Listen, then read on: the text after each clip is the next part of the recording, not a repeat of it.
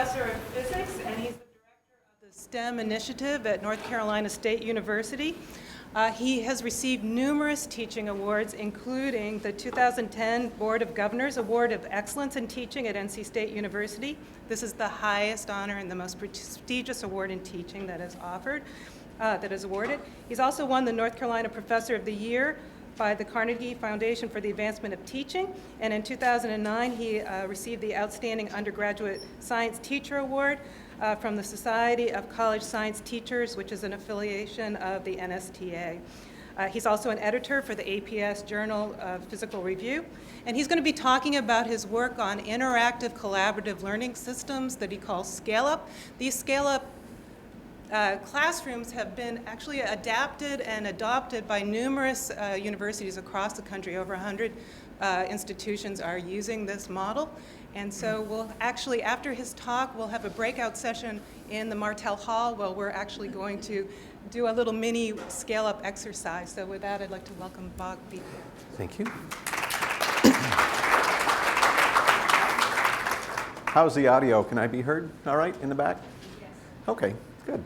Well, this is the current name is Student-Centered Active Learning Environment for Undergraduate Programs. It actually changed. Originally, it had it was Student-Centered Activities for Large Enrollment University Physics. And as it turns out, of these 100 or so places that have adopted it, most of them are not using it in large classes, although it was designed for classes of 100 or more. But it can easily be used, and in fact works better. We've got data that shows students learn better in smaller classes. That's not a surprise. And it used to be university, but now it's undergraduate because there's community colleges and colleges that are also doing it. And I'm hoping to move it into high schools. In that case, I need to change it to universal or something. I'm not sure. I need a good U word.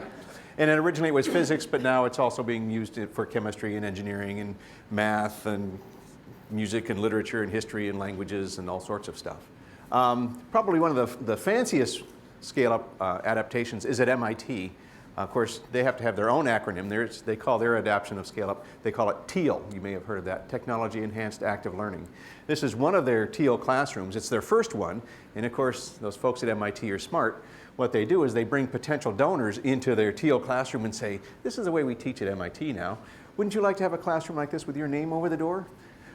So this is not the only TEAL classroom at MIT anymore. But anyway, you can see there are adaptations all over the place. In case you're trying to decide if it's, if you really do want to go on Facebook or should you pay attention, eventually I will show you, we've got data for all of these things. But before I get that, I want to sort of set the stage as to why we want to even address some of this. And Wendy's already talked about that some. But I want to set the stage for the context. What's the problem that we're trying to deal with? What's the best way to answer it? And how did we even get into this situation in the first place? I mean, this is a pretty bizarre space that we are in right now. You don't run into these very often. You have to go to special places like universities or movie theaters or things like that. So they're kind of strange places. And then we'll talk about what ScaleUp did and did it work? How do we know that it worked and where things are? So what's the problem? The problem is students aren't learning. Okay? Any questions about that? They're not learning as much as we'd like. This is high school, and actually just reported January 25th, the latest analysis of the National Assessment of Educational Progress. Less than a third of all students are proficient or better. And look at the way proficient is designed for 12th graders. They know the difference between stars and planets. That's proficient, and not very many of them are there. So that's scary. We also have data on the fact that students aren't learning very much at college. In fact, that just made the news not long ago. I need to add that to this, come to think of it. So the biggest problem, of course, is students aren't learning. But there's another problem, and that's the fact that they not only are not learning, they're not enjoying it either. I mean, that's a big problem. Students don't enjoy it as much as we'd like. Education is one of the few things that a person is willing to pay for and not get. Think about it. If you put a sign outside the classroom door that says, class canceled today, there is rejoicing in the hallway, right? However, if let's say there's a nice coffee house and there's going to be, some good live music there, and they put up a little sign that says, oh, the concert this evening's been canceled. They're not so happy about that. So I'm not sure we can expect them to enjoy education as much as social things. But I mean, we all went into our fields because we love them. I mean, we devote our entire career to them. It'd be nice if students could at least appreciate some of that beauty, if not enjoy it as much as we do. So that's another problem. They're not learning as much as we want. They don't like it very much. And this is kind of a politically correct way to say something if you think about it. Students are more intellectually diverse than we would like them to be. Think about what that means. Back in the dark ages, when I graduated from high school, less than half of those of my peers went on to college right away, 47%. Well, now it's more than 2/3. So the question, of course, is what do you do with that extra 20%? Because these are not folks that are up at the top of the bell curve, right? They're not clear down at the bottom because at least they recognize you need to go to college if you're going to have much success. But they're the next group up. And so when you hear people complaining, and maybe you've done this yourself, students aren't as good as they used to be. Well, guess what? You're right. On average. But only because we're bringing in more of the lower end. Okay, everybody else is about where they were. It's just we've got more people than before. So, of course, the solution is you just fail them, right? Well, we can't do that anymore either. You may be familiar with the pipeline problem. STEM stands for Science, Technology, Engineering, and Math. And of the students who are going to be graduating in May in STEM fields, there's about 170,000, a little less than that, nationally. Back when they were in 9th grade in 2001, there were more than 4 million of them. So we've gone from 4 million 9th graders to only 170,000 people that graduate with STEM degrees. We need a lot more than that if we're going to maintain our standard of living. So we can't afford to just fail people. Now, I'm not saying that we lower standards so that more pass. I mean, that's not going to solve this problem either. I mean, you could have, let's say, 3,999,999 graduate with STEM degrees, but if they don't really understand STEM, you haven't accomplished anything and actually muddied the waters. So we have to at least maintain standards, if not raise them, but we have to find a way to seal some of those leaks. So that's another problem. Here's the next one. Those are my grandchildren. They're playing, I don't know what, on the computer. But they are digital natives. This is a phrase that was coined by Mark Prensky, and he was making the analogy to linguistics and learning languages. If you learn a language before you get out of your teen years, you'll probably be able to sleep and dream in that language. If you learn it later than that, you're always going to speak with an accent. You might move to your adopted country and live there 50 years, 60 years, 70 years, and you'll be the old person that speaks with an accent. It's because of the way the brain works, the way the brain develops. When you're young, things work a lot better. Not just in the brain, of course. Well, look what kids are doing when they're little. 3/4 of those that are 4 and under use computers, and in fact, more than 1/4 of those that are 6 and under use a computer every day.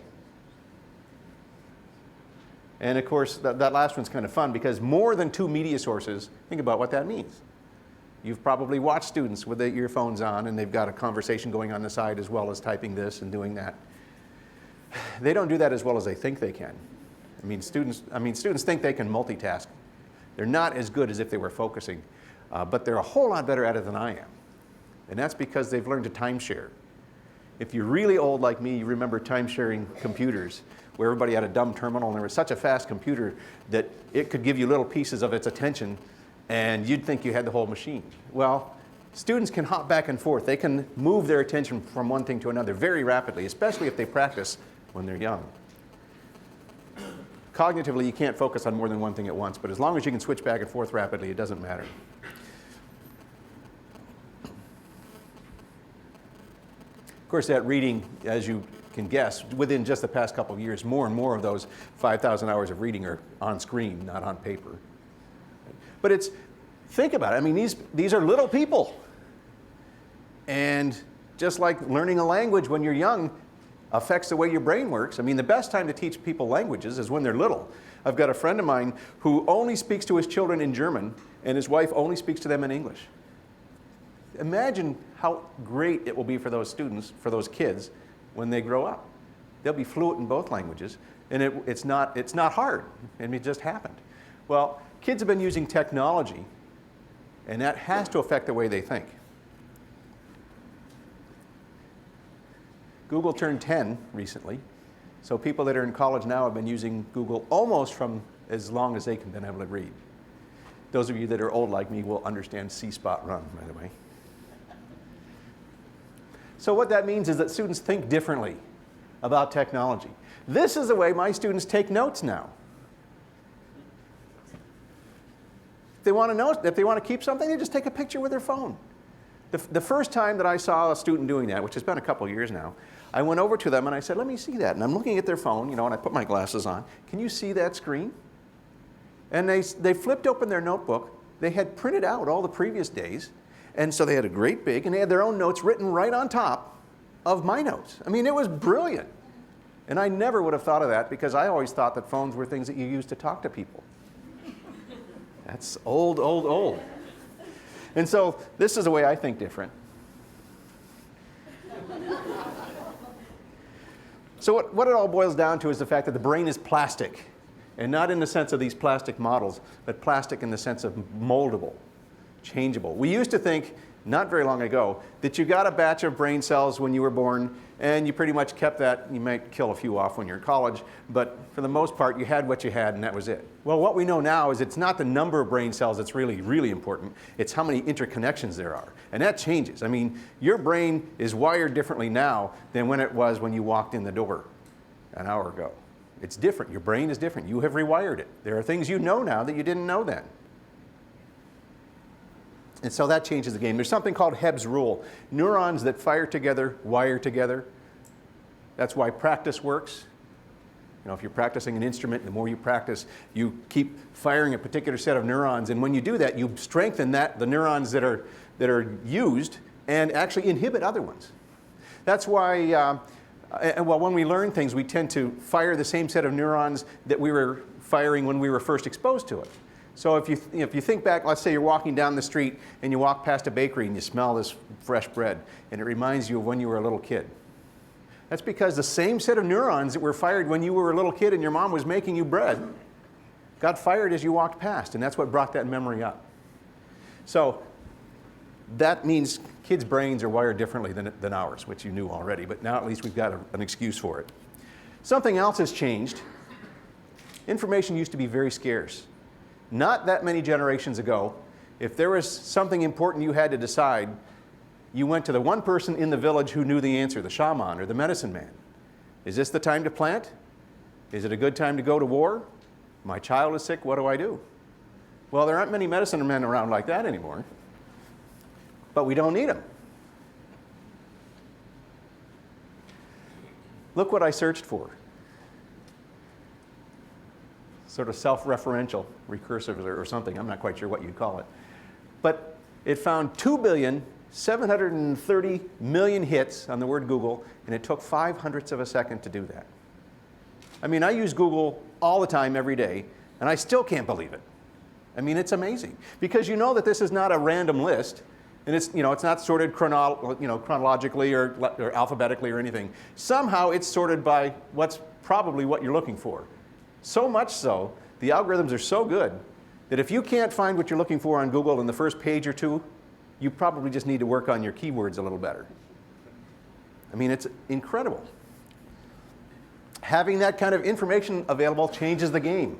This is a quote from a student. We have the world at our fingertips. It's been that way our whole life. And that undermines their view of authority because they know that no matter what you tell them in class, they can find more out about it than you know, probably, on the web with their phone. In fact, you might be trying to teach them something really crazy, like maybe the theory of evolution or something. They know that they go on the web and find opposing views in a flash. So it's different. It used to be the professor, the teacher, was the source of knowledge. Nowadays, that is not the case. Of course, that raises all kinds of interesting scenarios. You may have heard of this fly-by-night operation called the University of Phoenix. If they ever get big, we're in trouble. Too late. They've got 460,000 students. That's not so bad. I mean, okay. Here's the real problem. They're accredited by the same brick-and-mortar institutions that accredit brick-and-mortar institutions.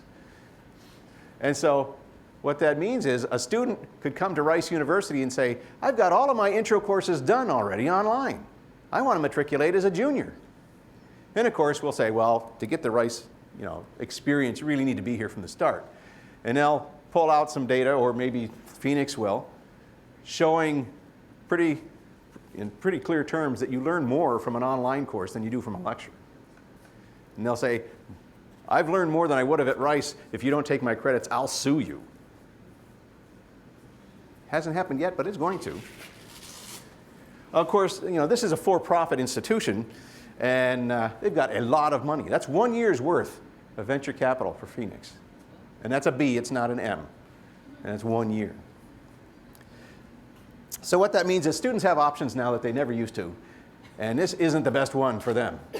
For people that are used to learning online, there is one person here who's very happy with this situation. I don't know if I can move. I don't know if my mouse is going to show up on there or not. Let's see. It shows up on this screen. Does it show up on? There he is. Oh, wait, let me back up. That guy right there, he's really happy because all those people paid money to listen to him talk. Boy, is that an ego booster. Incidentally, you can tell at a glance that this is a fake picture. How can you tell? Yeah, everybody's paying attention. You can't see a Sudoku puzzle in the back.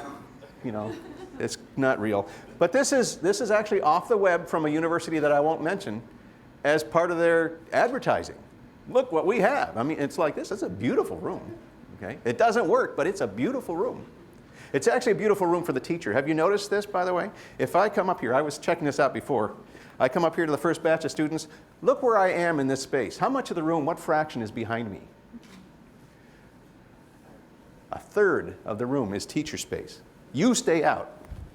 I'm the teacher. That's waste. I mean, you might say, well, look how closely we pack people together. Generally, they don't like that. Okay? And also, you've got a lot of room up here that you could use. So even though it looks nice in the pictures, it's not the best thing. So what do we do about that? Luckily, we can play our trump card. This was actually the single most frequently cited piece of research in all of higher education. It was a giant study. It's big enough that it's actually been turned into a book. I grabbed that cover picture from Amazon. The title of the study was What Matters in College, and it's actually a really simple study. It's strictly correlational. They characterized students. They just collected as much information as they possibly could and then ran it through the linear regression thing to find out what correlated most highly with success in college.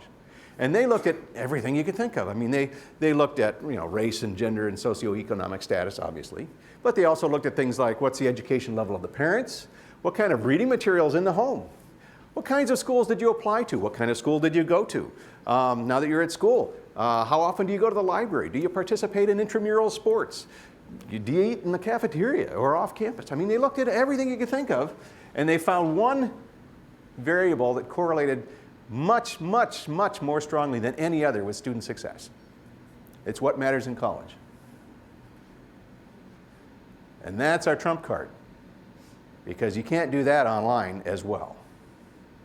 Now you could say, well, sure, there's social networking online, right? The people in the back of the room are doing that right now, Facebook. Right? If Facebook was such a great relationship builder, there wouldn't be any more of these. Do you know how many pictures of college parties I had to go through before I could find one that I could actually show? So, right now, we're ahead of the game. Now, that may change in the future, who knows?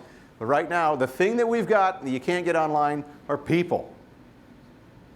Of course, it's tough to work with the other people around you when you're in this kind of setting. The other problem is that we tend to waste people's talents. Anybody recognize what that is in the right? Telephone operators, that's a network router, right?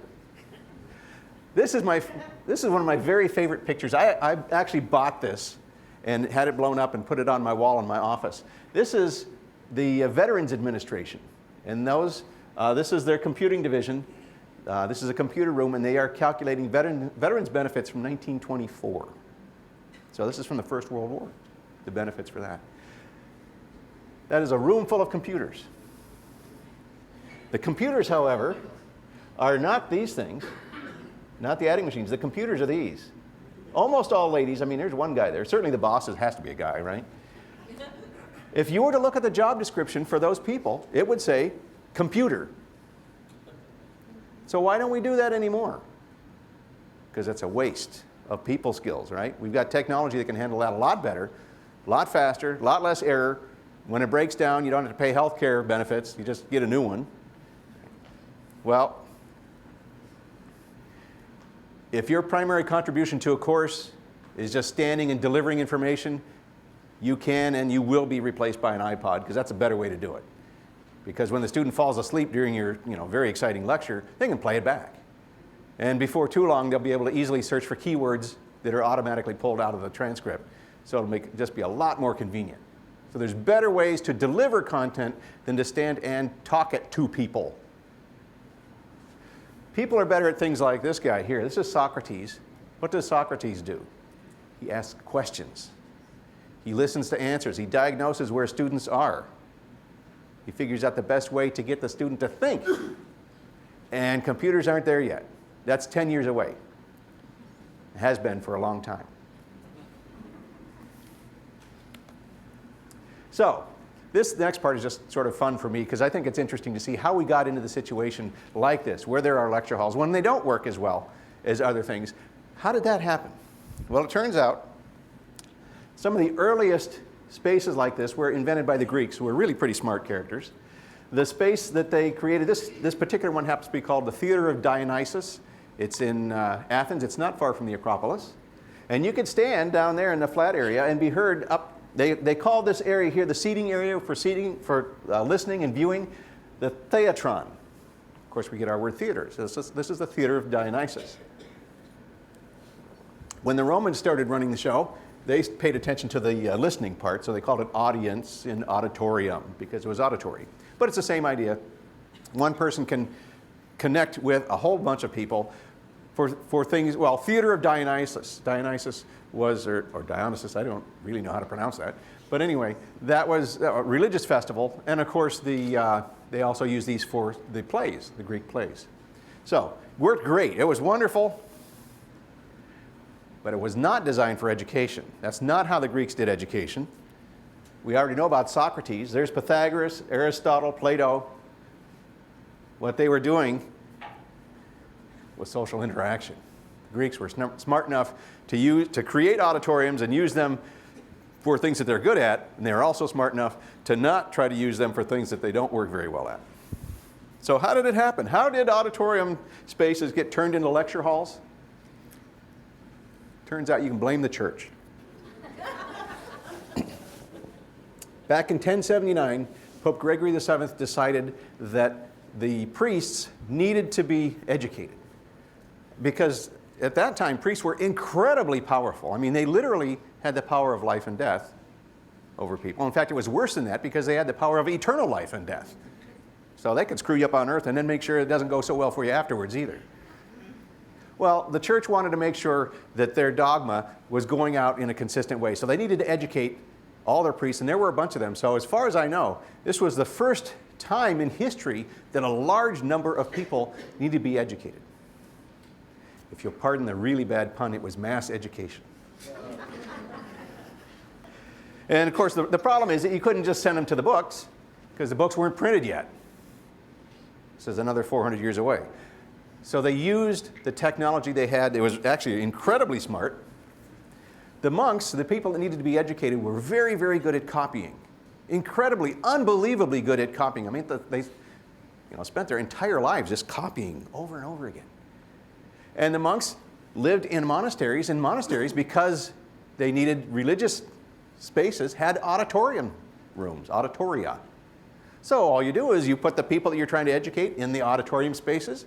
You bring in a reader. That's where the word lecturer comes from. It doesn't mean speaker, it means reader. And they would read their manuscript, their handwritten book. And they would stand there and they would literally, line by line, read it. And all the faithful monks would be out there copying it. And they wouldn't step back and say, okay, now, this is what the Gospel of John says. How does that compare to what Mark talked about earlier? They didn't do any of that. They just read it line by line. And so by the time they were done, each person Each of the monks or the priests had their very own handwritten manuscript, and then they could go hire themselves out as lecturers. Okay. And for the time, I mean, it was really smart. They used the best stuff they had at the time. The problem, of course, is that 1,000 years later, we're still doing that. And we don't need to. So what do you do about it? What did ScaleUp do? They took a space like this and turned it into a space like that. This is one of the teal rooms. I showed this one because they spent by far the most money on their spaces at MIT. But they're also really pretty. But the classroom environment was intentionally redesigned, talking about the things that Wendy was talking about, to facilitate interactions, build those relationships, make it easy for the faculty member to get to each individual student so they can listen to them and talk to them. Make it easy for the students to work together on things. So this is what a ScaleUp classroom has as its primary features. These round tables. Here's some pictures of a bunch of round tables, different places. Not all, but almost all of the adaptations are round tables. Some of them don't. And the tables, we're actually pretty prescriptive about that. We suggest you go with tables that are 7 feet in diameter, which sounds kind of picky, but it turns out that's because we did research. First of all, we tried different shape tables, and once we decided round was the way to go, then we tried 4 different diameters. 6 foot, 7 foot, 9 foot, and 10 foot. It turns out the students like the 10-foot tables the best because it gives them the most room. But imagine you're about 10 feet from me. If I want to talk to you, I have to talk pretty loudly, unless I've got a microphone. Okay. Well, if I'm talking loud to you, what's happening over here at this table? It's loud over there. We have to speak up, and it just blows up. All right. So what we found was 7-foot tables work the best, but of course you need to have enough room that the instructor can circulate around. All right. And so the idea is that while the students are working on something of interest, the instructor does go from table to table, listening in, asking questions, giving some guidance from time to time, sending students from one table to another, wreaking all kinds of havoc. The tables are set up so that each table has 3 teams of 3 students, and that's based on research that we've done as well as others. If you've got teams of 5, somebody's floating.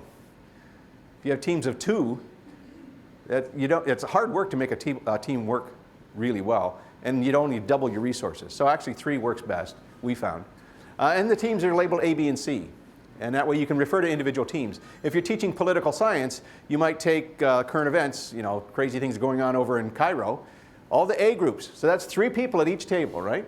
All the A teams, I want you to go on the web and find out what Fox News is saying about the Obama administration's response. B teams, I want you to go to MSNBC and find the same thing. Gee, it doesn't look like the same thing, which of course is the point. C teams, go to BBC. What do they have to say about how Obama is reacting to things in Cairo? And then compare. What's missing? What's Fox News leave out? What do they add? They're fair and balanced. So they say they are right there on the screen. It says they are, so you have to believe that.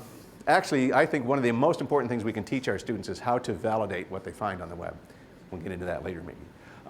And so then you pick some other current event and say, okay, scour the web, learn as much about it as you can, and then pretend you are a reporter for one of those news sources and write the story. And hand it to somebody else and see if they can figure out the source. So that's an example of how you can use those teams. There's whiteboards around the room as public thinking spaces. So people can look to see, when they get stuck, they can go over and see what somebody else is doing. Or I can start trouble and say, well, look, their number's a lot different than yours. You can't both be right, can you? Maybe you can. There's also group size whiteboards, which are 1.5 feet by 2 feet. They cost $1.30 to make. And one for each team of 3 students. You want them writing on something like this because that way they have to use these big markers and I can easily walk by and read what they're doing. If they're writing on paper, I can't. Also, if they're writing on paper, they're each writing on paper rather than working together. Used to be students would complain because they would work out their problems on a whiteboard, then they'd have to recopy them into their notes. They don't complain anymore. Why not? They take pictures with their cameras. That's right. See, you are learning something. I've rewired your brain. Everybody's got a name tag. You can see we've had some famous students in our classes. But you can't be anonymous. I will call on you by name, especially if you don't know what's going on. I actually had a student, the first day of class, didn't bring paper and pencil. Paper and pen. I just, you're a college student, think a little bit. So I constantly called on him by name, and of course he couldn't do very well because he didn't have any notes. But he brought paper and pencil the rest of the semester. And he signed up for the second semester course, so I evidently didn't damage him too badly. We have a homework lottery. Everybody, I've got 99 students in my class. I can't take the time to grade all those. How am I doing on time? Not very well. So I use a homework lottery. I roll the die, and that table has to hand in their homework. And if they didn't do it well, they don't get credit for the electronic version. And then finally, something that worked better than I thought. We do these activities, and they write notes on it. And I tell them, after they're done, take your notebook and hand it to the person on your right, which works easily with Roundtables. Summarize what we did. Take 2 minutes. What are the key points? First thing that surprised me about this is that they wanted more time. How often do students ask for more time to write about scientific things? But they wanted more time. And then, of course, what you do is you hand it back. The next thing that surprised me, and this is what's interesting about this, is I would ask them, okay, who's got something good? So it's a nice way to kind of summarize what we did. But what happens if I raise my hand and say, well, here's what Joe wrote? What I've just done is told the entire class, Joe wrote something really useful. How often do students have an opportunity to praise each other for high quality academics? What's a typical class look like? There's no such thing. It fluctuates. The key point here is we have them do activities. Most of the class time is in activities, and there's different kinds. There's tangibles, which is what we'll be playing with out in the entryway here before too long. Simple observations and measurements that lead to sort of interesting questions, and you'll see how that works. That one with the Scotch tape is fun. If you ever pull a piece of Scotch tape off something and it's really annoying because it wraps itself around your arm, it does that because it actually separates charges. So there's now more electrons on it than positive charges. How many? Within an order of magnitude. They can figure that out. And there's also just interesting problems we call Pon Durables. If you ever go bowling and you toss the ball down the lane, you know that it skids at first and then rolls and then skids less and rolls more. How far does it get before it's just rolling, no longer skidding? That's all the information is given. Right away, somebody will raise their hand and say, oh, it's got to be less than 60 feet.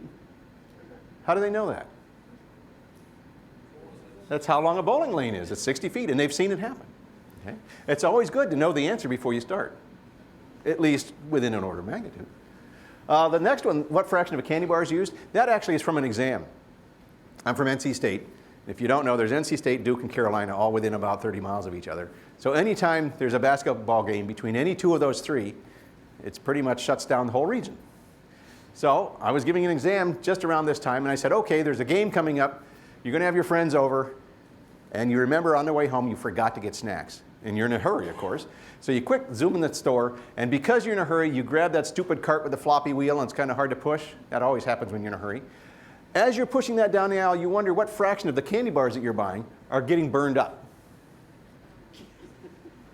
That's the problem.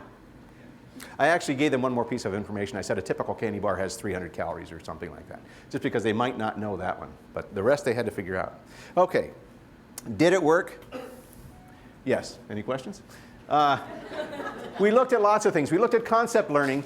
Vertical axis is something called the normalized gain. It was popularized by Dick Hake. It's essentially percentage of possible progress. Okay? It's a measure of how much they learn in concepts. The thing that's interesting here, this half left and over is first semester physics. This is second semester physics, mechanics, electricity and magnetism. Different schools and different tests. So everything's varying here. But the thing to notice is look at the pattern. ScaleUp did better than all the rest. And BMT stands for bottom, middle, top of the class. So what's interesting is that the top students got the most out of this. Especially at MIT. If you take the best students at MIT, you're talking really good people. They're almost as good as the students at Rice. The top students at MIT gain more than anyone else when they are teaching their peers. It's called cognitive rehearsal. The first time you teach a class is when you really learn it. There's good cognition behind that. An idea, a concept in your brain is this constellation, this interconnection of neurons. And when I explain it to someone, if they don't understand it, I have to bring in some new ideas so that I can explain it to them in terms they understand. Well, when I do that, I am adding to my original network. I now understand it better. You put top students in this setting, they learn more than anyone else, which is important. Because folks say, the people that complain say, well, you're spending all this money on helping that 20% that shouldn't be here in the first place. It's actually, we're ending up helping everybody. This is one I got in trouble for. I got faculty members mad at me. I took the tests that were written by the lecturing faculty for their students and gave them to my students. And my students did a letter grade better on their test. Except on this one problem, they didn't do quite as well. I was curious about that, so I went and looked. It turns out the ScaleUp students hadn't had that content yet. So then what's embarrassing is that they still did almost as well as the people that had been taught that. But they'd also been taught how to deal with problems that they'd never seen before. I mean, if the only problems you can do are ones that you already know how to solve, who's going to pay money for that? This was actually easy data to get. It's on 16,000 students over a 5-year time span. A single email generated this. Basically, it's a failure rate comparison. Overall, the failure rate, even though the standards are substantially higher, failure rate, this is NC State physics, dropped by a factor of 3. For women, it dropped by a factor of 5. And for black students, African Americans, factor of 4. Hispanic students, you couldn't figure it out because over this 5-year time span, not a single Hispanic student failed in a ScaleUp section. The other thing that's interesting is notice that the ScaleUp levels are all about the same. Demographics are now removed. Doesn't matter. We think that's because of the social network. Women students are notorious for blaming themselves for an academic problem. I'm stupid. I can't do math. I've never been very smart at science. And so if they're sitting in a lecture hall and they don't understand something, they figure they're stupid and everybody else understands it. Of course, that's not true. Either one of those, probably. But that's the way they feel. So they tend to not ask questions because it's always better to remain silent and have people think you're a fool than to say something and remove all doubt. So they just sit. Well, if you're in a ScaleUp classroom, you've got people you're working closely with right beside you. You ask them, what happens if there's 9 people at a table and nobody knows the answer? Well, it's sure not your problem, is it? And so you get a lot more questions asked. And we've got data that shows the quality and the quantity of questions are much higher. And this is not just in physics at NC State. Here's Calc 1 from Clemson. Clemson has 12 or 13 at least of these rooms. Their failure rates went from 44% to 22%. MIT, I mentioned them. They were giving tests a year and a half later, and they could still distinguish students who had taken the TEAL classes rather than the traditional classes. Now, of course, they can't do that because all physics students, which means all MIT students, take the TEAL adaptation of ScaleUp. So there's a lot more data I could show you if you're interested. The thing to do, well, I'll show you this first. Here's a bunch of pictures, lots of places. If you want more info, send me an email. Go to that website. If you do both, I can give you more in-depth access to the website because there's lots of stuff on there that students can't get to. There's research papers, which that's not the main point. The main point is there's lots of instructional materials there that we don't want students to get to. But even if you don't get registered, you can go and visit and look at some pretty pictures of different sites and get contact information. I think now the plan is to go somewhere and play, right? Okay. So thank you very much. Thank you.